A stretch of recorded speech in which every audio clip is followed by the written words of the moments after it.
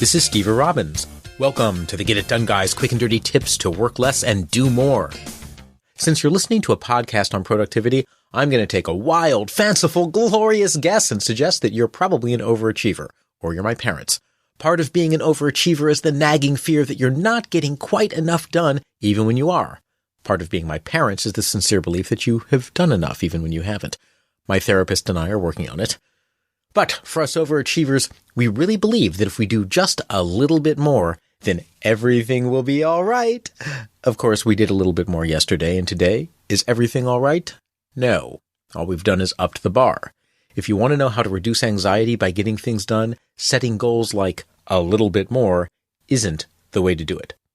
First of all, if you want to know how to deal with stress, look to your goals. What are they? How long have you had the same goals without reaching them?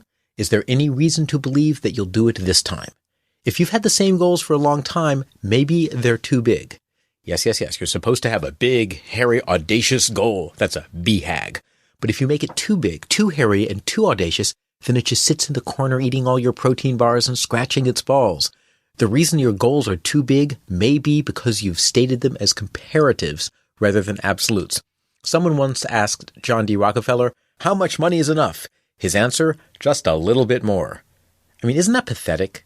Seriously, stop and think about it. He's the richest man in the world, he can do anything he wants, and basically, he's still spending his time pursuing money.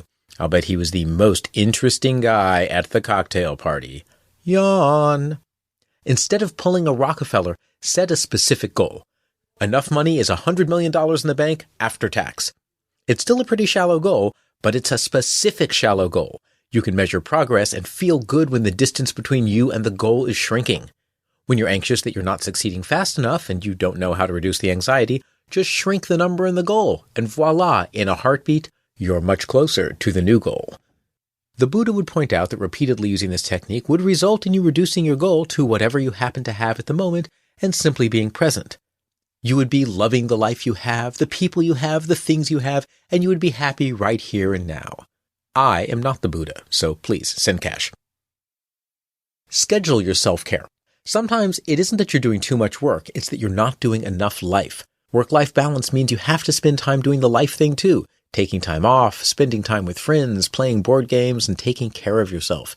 When it comes to work, most of us keep appointments we've scheduled, but when it comes to life, we don't even make appointments. So start now. At the start of your year, schedule some holidays and some time off. Every month, schedule time with friends, and every week, schedule some time to do something nice for yourself that's pure self-care. My personal favorite is massages. If it's hard for you to follow through on your self-care, don't do it for yourself exactly. Follow my friend Tim's advice. He says, "I'm bad at being nice to myself, but great at being nice to other people.